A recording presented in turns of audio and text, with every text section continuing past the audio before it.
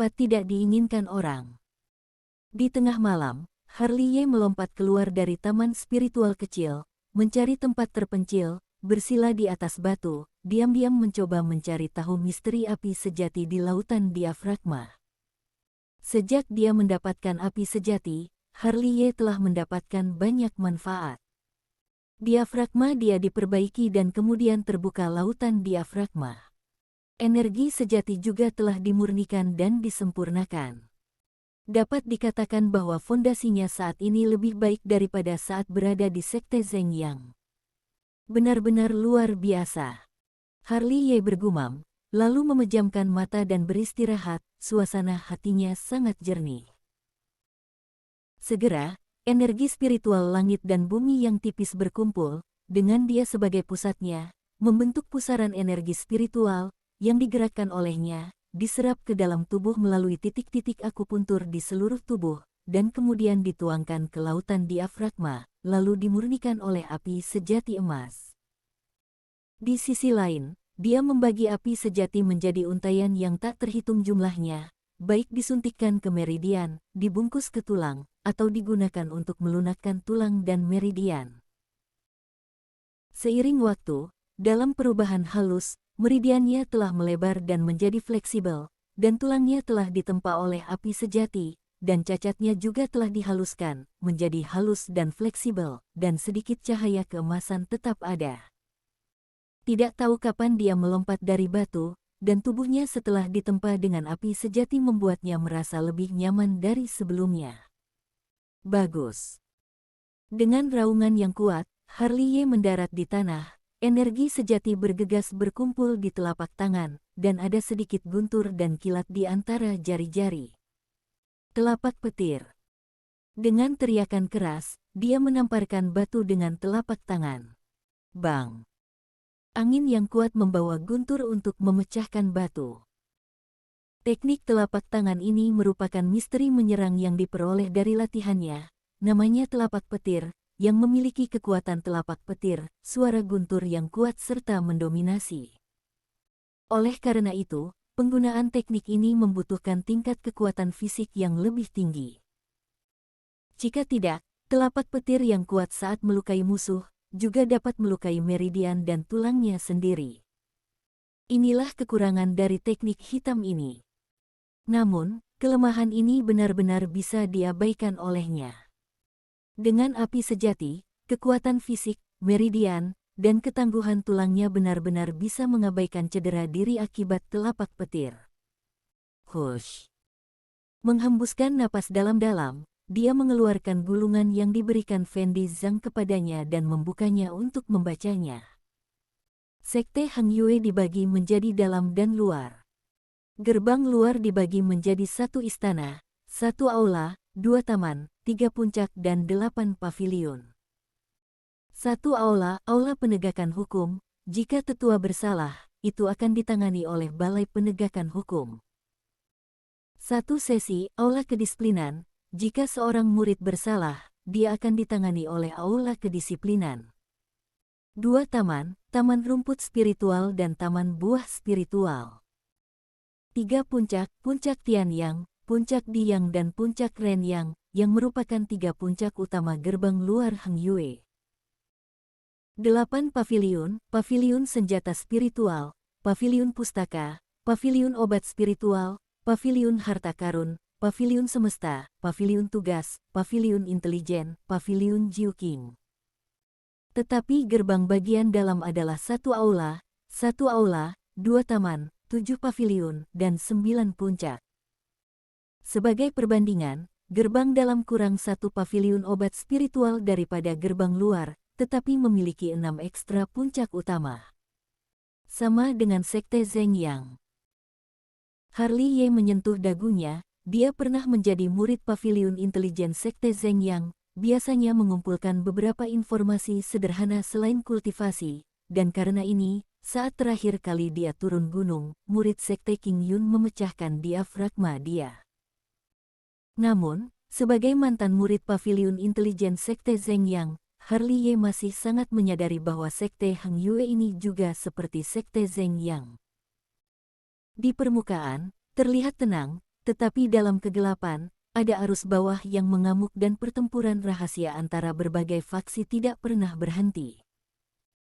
Tidak tahu kapan, dia baru saja menyimpan gulungan sekte, meregangkan pinggangnya dengan keras, kemudian kembali ke taman spiritual kecil untuk tidur. Tidak ada kata sepanjang malam, dan fajar muncul sekejap mata. Di pagi hari, Harley membuka matanya begitu cahaya merah muncul di timur. Saat napas panjang yang keruh dimuntahkan, dia berbalik dan melompat dari tempat tidur, wajahnya memerah, dan semangatnya sangat penuh, bahkan auranya menjadi jauh lebih kental. Setelah sarapan sekedarnya, Harley berjalan keluar dari taman spiritual kecil. Di matanya, ada tangga batu panjang aneh yang mengarah langsung ke gunung spiritual, sampai tenggelam ke awan, dan Harley belum melihat ujungnya.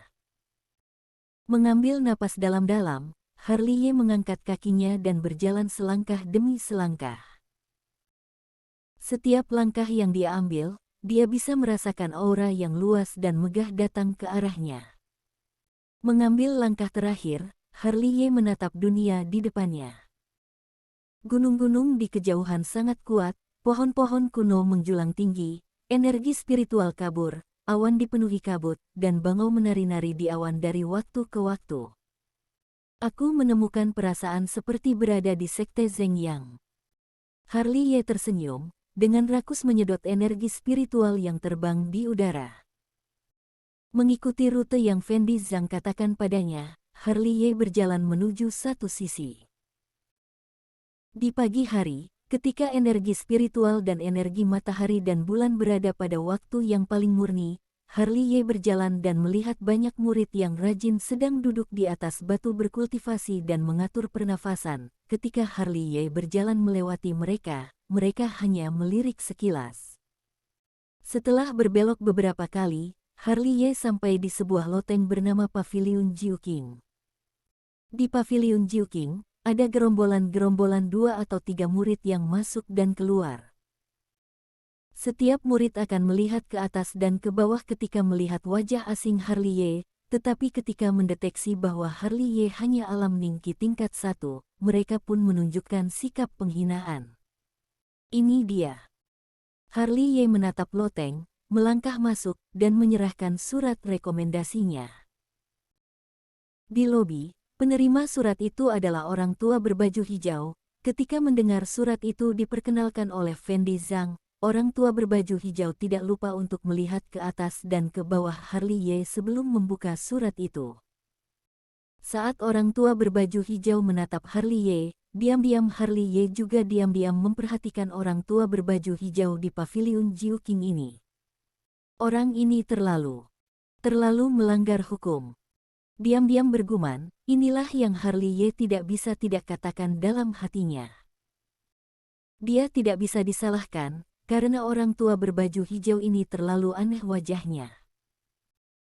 Mata, hidung, dan mulutnya semua miring, dan bahkan tidak miring ke satu sisi, yang membuatnya memiliki dorongan kuat untuk maju dan mengaturkannya ke posisi yang benar. Menarik kembali tatapannya pada orang tua berbaju hijau, Harley melihat ke seberang.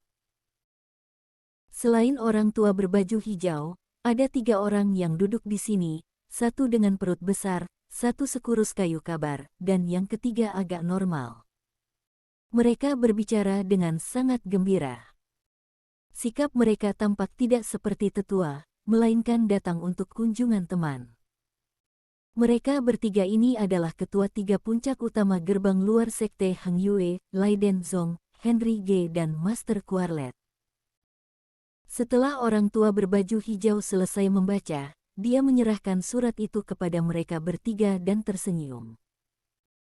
3 kakak seperguruan, kalian diskusikan, siapa yang ingin menjadi guru dari teman kecil Harley ini. Dia diperkenalkan oleh Fendi Zhang, setidaknya beri dia sedikit muka.